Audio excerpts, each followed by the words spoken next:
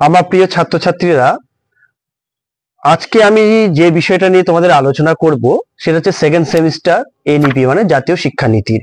আজকের বিষয়টা হলো ইন্ডিয়ান, যেটা তোমাদের সোসাইটি যেটা আছে ভারতীয় সমাজ, তো এবার ইন্ডিয়ান সোশিওলজি। এইটার মধ্যে যে প্রশ্নের উত্তরগুলো তোমাকে পড়তে হবে সাজেশন অনুযায়ী আমি যেটা বলছি সেটা হচ্ছে কি তোমার 12, 6 আর 3, মানে এটা হচ্ছে কি মাইনর যাদের প্রোগ্রামিং কোর্সে যাদের মাইনর সোশিওলজি আছে, ঠিক আছে, মানে ইন্ডিয়ান সোশিওলজি, সেটাতে তোমাদের কি কি 12 নম্বরের প্রশ্ন তোমাদের তৈরি করবে সেই প্রশ্নগুলো আমি এখন বলছি। আর এই প্রশ্নগুলো তোমরা খুব ভালো করে তৈরি করো, মানে এই প্রশ্নগুলো তোমরা যদি পড়ে যাও, আমি তোমাদের খুব কম প্রশ্ন দেব, প্রায় 10টা দেব। এই 10টার মধ্যে থেকে তুমি 6 এবং 12, মানে 12 এবং 6 দুটোই তুমি পুরোপুরি কমন পাবে। এবং 3 নম্বরের জন্য আমি তোমাদের যেগুলো বলবো সেটা হচ্ছে মাত্র 5টা প্রশ্নের কোশ্চেন বলবো। এটা হচ্ছে কি একদম 100% আমার সাজেশন। তো তোমরা এতক্ষণে মনে আমরা বাংলা সাজেশন পেয়ে গেছো, হিস্ট্রি পেয়ে গেছো, পলিটিক্যাল সায়েন্স পেয়ে গেছো মাইনরে প্রোগ্রামিং কোর্সে, এবং মেজরের তো আমি আলাদাভাবে করেছি।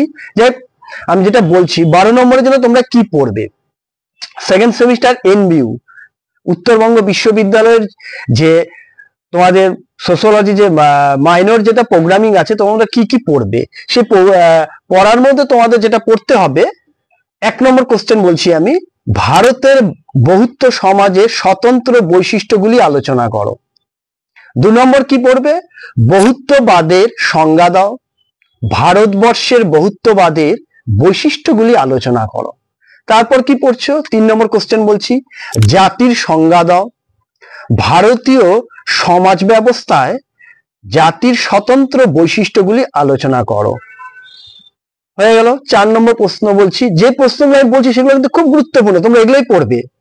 4 নম্বর কোশ্চেন বলছি, উপজাতির সংজ্ঞা দাও। উপজাতির গোষ্ঠীর বিভিন্ন প্রকার অর্থনৈতিক ব্যবসা উল্লেখ করো। এটা 4 নম্বর। 5 নম্বর প্রশ্ন বলছি, যজমানি ব্যবস্থার সংজ্ঞা দাও। যজমানি ব্যবস্থার বৈশিষ্ট্যগুলি আলোচনা করো এবং বর্তমান ভারতে যজমানি ব্যবস্থার পরিবর্তনের দিকগুলি আলোচনা করো। খুব ইম্পর্টেন্ট কোশ্চেন কিন্তু। 6 নম্বর প্রশ্ন বলছি, বিবাহের সংজ্ঞা দাও। উদাহরণ সহ বিবাহের বিভিন্ন প্রকার ধরনগুলি আলোচনা করো অথবা বিবাহের কার্যাবলী। এবার আসছে পরিবার থেকে, ফ্যামিলি তোমরা পড়েছই। পরিবার কাকে বলে, পরিবারের প্রকারভেদগুলি আলোচনা করো। হয়ে গেল। 7 নম্বর প্রশ্ন বললাম। 8 নম্বর প্রশ্ন বলছি, গ্রাম বলতে কি বোঝো, গ্রামের অর্থনৈতিক বৈশিষ্ট্যগুলি আলোচনা করো। এবার বলছি আমি তোমাকে 9 নম্বর কোশ্চেন, ভারতীয় পরিবারের গঠনগত ও কার্যগত পরিবর্তনের দিকগুলি আলোচনা করো।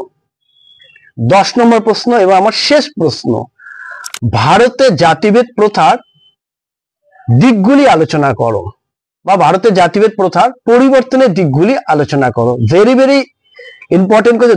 আমি 10টা প্রশ্ন কিন্তু তোমাদেরকে সাজেশন হিসেবে বললাম, এটা আমার লাস্ট মিনিট সাজেশন। এবং এই 10টার মধ্যে তুমি 6-এরও পেয়ে যাচ্ছ, 12-এরও কোশ্চেন পেয়ে যাচ্ছ, মানে আর তোমাকে এক্সট্রা করে আর 6-এর জন্য তোমাকে আমি কোশ্চেন বলছি না বা তোমাকে পড়তে হবে না। এই 12 গুলো যেগুলো বলেছি এটাই পড়ে যাও, এটা 6-এরও কাজে লেগে যাবে এবং 12-এরও কাজে লেগে যাবে। এবার আমি বলছি 3 মার্কসের, দেখো 3 মার্কসের জন্য কি কি পড়বে, ধর্মীয় বৈচিত্র্য, তারপর পড়ছো 1 নম্বর হলো ধর্মীয় বৈচিত্র্য, 2 নম্বর হচ্ছে সাংস্কৃতিক বৈচিত্র্য, 3 নম্বর হচ্ছে বর্ণ ব্যবস্থা, 4 নম্বর হচ্ছে বহুপতি, 5 নম্বর হচ্ছে গ্রামীণ অর্থনীতি এবং 6 নম্বর যজমানি ব্যবস্থাটা আমি আগে বলেছি ওটা 12-এর মধ্যে পড়েছে, ওটা 6, এমনকি ওখান থেকে তুমি 3-এরও প্রশ্নের উত্তর পেয়ে যাবো। বাস, আশা করি এই যতগুলো আমি বলেছি তোমরা এগুলো সব বুঝতে পেরেছো আর তোমরা পড়াও স্টার্ট করে দিয়েছো। তোমাদের পরীক্ষা 1 জুলাই থেকে শুরু হচ্ছে, তোমরা অ্যাডমিট কার্ড হাতে পেয়েও গেছো এবং তোমরা জেনেও গেছো পরীক্ষা কবে।